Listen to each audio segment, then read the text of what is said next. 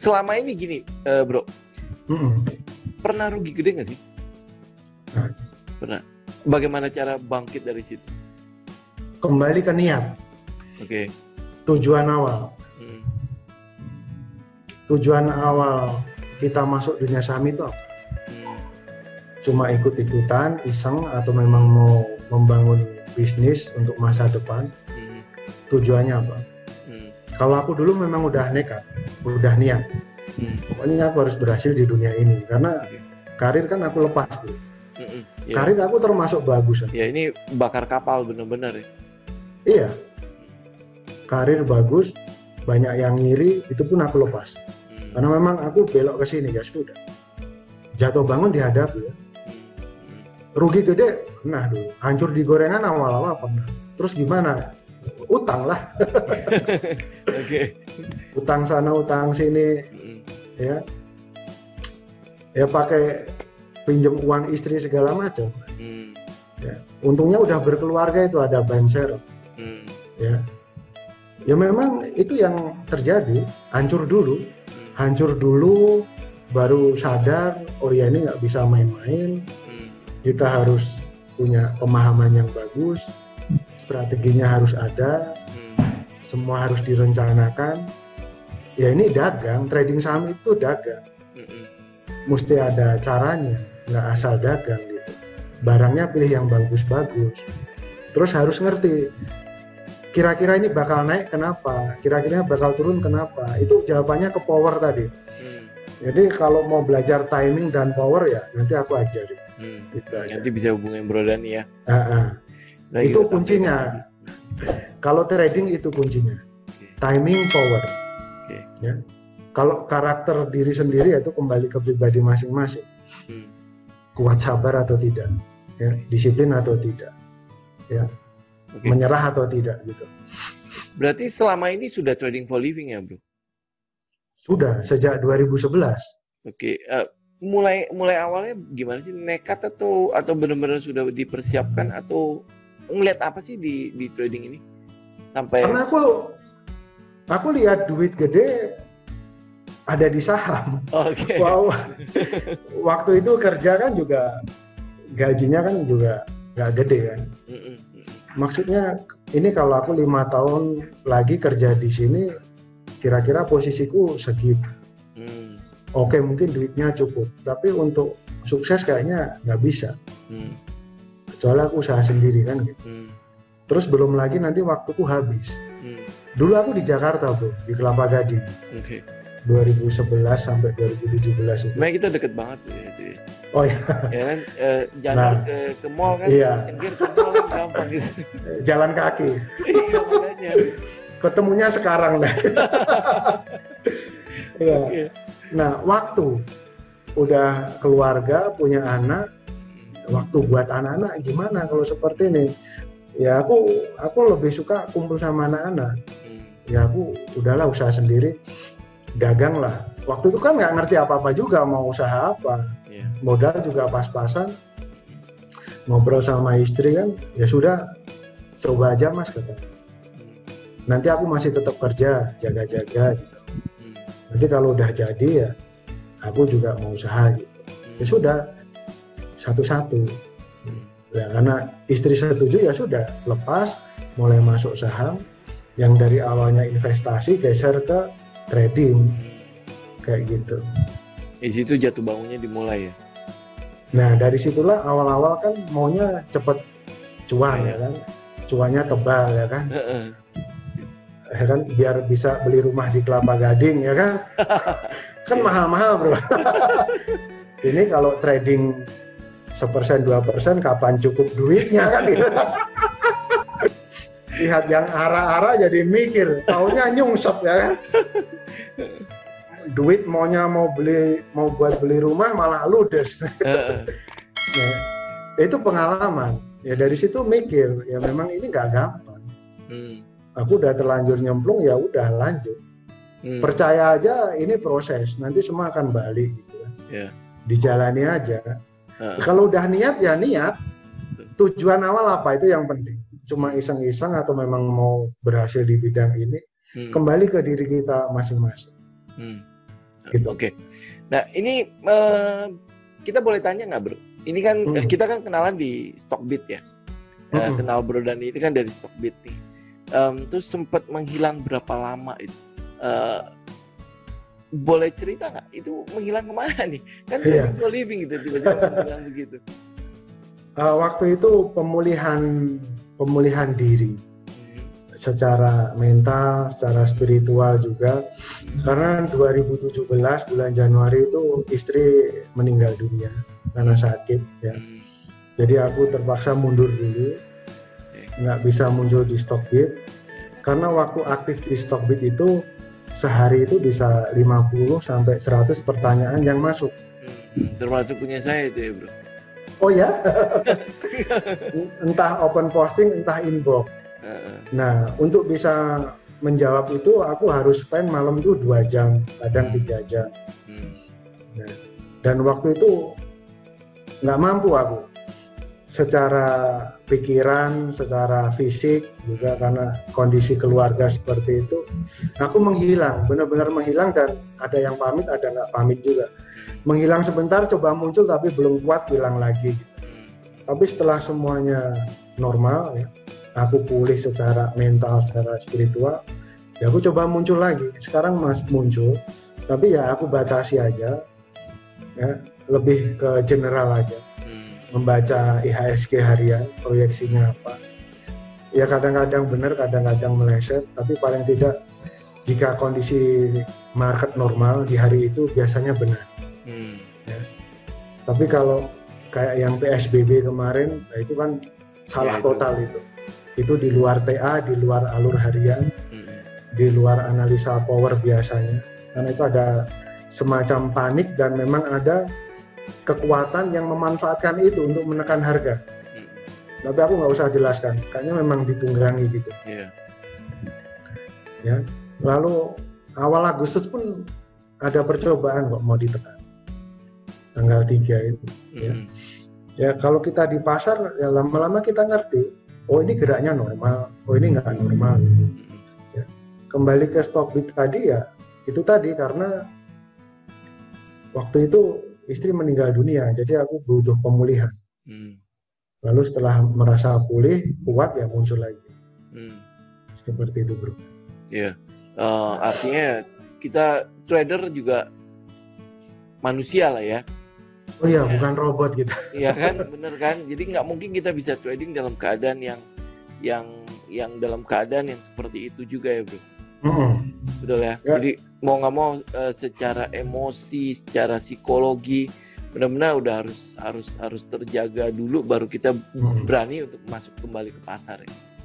Iya, karena trading itu kan bertempur, bertempur melawan diri sendiri. Bisa disiplin, bisa sabar itu kan mengalahkan diri sendiri. Kalau kita nggak siap, ya salah. Ya. Boleh cerita nggak bro, bagaimana akhirnya comeback? Setelah balik ke Jogja ini. Oke. Ini kota yang tenang sekali, saya suka banget. Ya kan aku lahir besar di kota ini, bapak ibu di sini, dulu kuliah di sini. Jadi setelah kejadian itu, bulan Agustus aku balik ke Jogja. Balik ke sini ya, udah pulih, ketemu keluarga semua, mulai lagi, terus ketemu teman-teman baru, ya kan. Terus ya tahun ini benar-benar comeback karena banyak support dari teman-teman juga, teman-teman grup itu. Oke, ternyata aku bisa membantu gitu. Dan lebih nyata. Karena aku membimbing harian. Seolah-olah sebagai petunjuk jalan. Meskipun kadang-kadang kita terperosok juga, tapi paling tidak aku tahu jalannya gitu. Ini kayaknya mau naik, ini mau turun. Kita beli ini, oh ini waktunya jual. Dan itu lumayan. Kecuali memang September ini kita juga posisinya nggak gampang. September ini masih kehantam yang kemarin, PSBB itu. Karena itu telat cut. Kenapa telat cut? Karena open gap down dan hari itu ARB. Itu mau cut juga butuh nyali gede tuh. Nah, sekarang kalau duit gede mau cut juga mikir juga kan. Kalau aku instruksi cut juga nanti psikologi teman-teman grup juga bisa rusak. Udah kita bertahan aja dulu. Anggap aja bulan ini nggak dapat cuan nggak apa-apa. Nanti bulan 10 coba lagi. Itu aja. Jadi ya berjuang bersama-sama, nggak selalu mulus. Tapi paling tidak ini aku udah mencoba, aku udah tahu pakai cara ini berhasil, pakai cara ini nggak berhasil. Sebaiknya pakai cara ini, ayo gitu. Kayak gitu. Ya teman-teman nggak banyak di grup, cuma 45 paling sekali. Tapi setidaknya udah ada yang membimbing gitu ya, ada satu mentor akan jauh lebih mempercepat kita punya kurva untuk belajar, untuk mengenal pasar ini kan. Harus. Carilah mentor siapapun itu ya. Coba aja. Kalau cocok coba. Dan coba diterapkan. Kalau memang belum yakin, duit kecil dulu. Oh ternyata setelah diterapkan duit kecil hasilnya bagus. Oke, duit tak gedein gitu. Siapapun kita bisa belajar dari siapapun ya. Tapi kembali sebenarnya sebagus apapun strategi kita, ketika eksekusinya nggak bagus sama saja. Ya, faktor eksekusi strategi itu juga penting. Kembali ke diri pribadi masing-masing. Sebagai eksekutor kan, buy sell itu kan kita sendiri. Kecuali dititipin ke sales atau remiser. Ya kan? Tapi mereka jual beli kan juga atas persetujuan kita. Gitu. Nah, kalau dilihat begitu, bisa nggak ada satu benang merah gitu ya? Sebenarnya musuh terbesar dari seorang trader itu siapa sih? Diri sendiri lah. Oke. Saya udah wawancara berapa orang ya, nggak pernah ada yang bilang market tuh. Kenapa? Diri sendiri. Oke. Market itu kita manfaatkan, ya. Yang musuhnya ya diri sendiri. Maksudnya apa?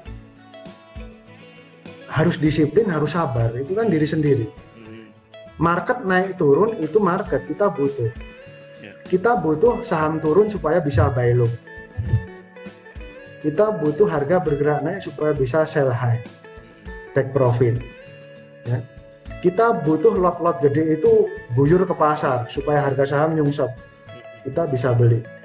Kita juga butuh duit gede HK supaya harga terkerek naik. Kita TP.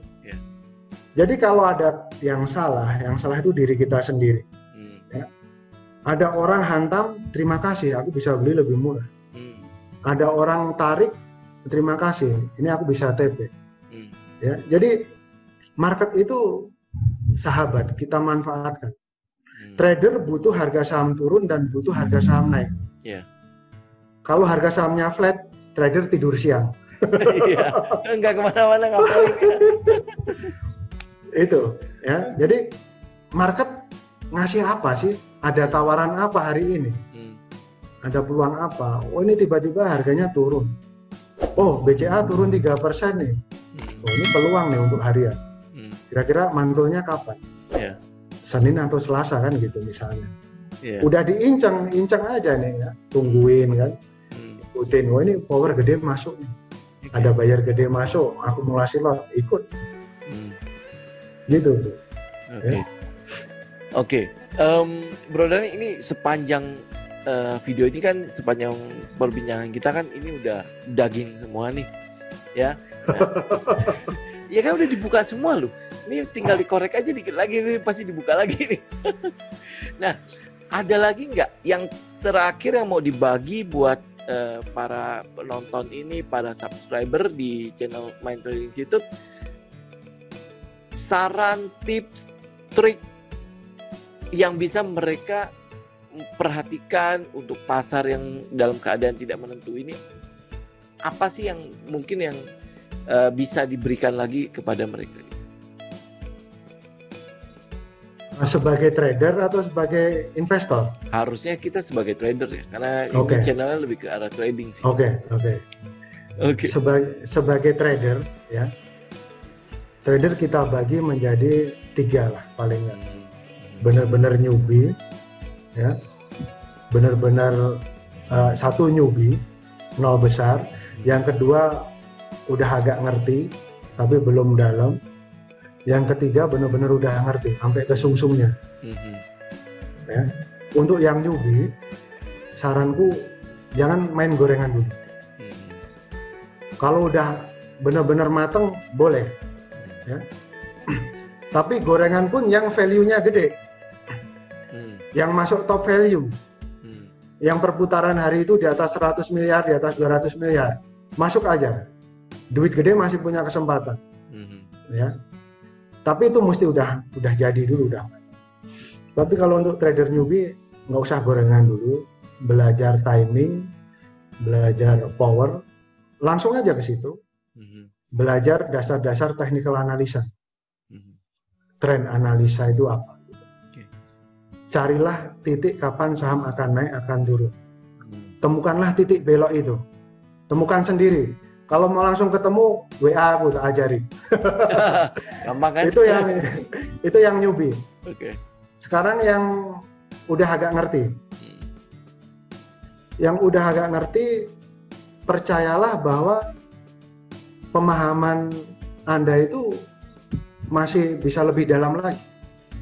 Jangan mentok di situ. Tetap menyelidiki, tetap mengamati, dan temukan sesuatu yang lebih efektif. Nanti hasilnya lebih akurat. Ya, jangan merasa aku udah bisa.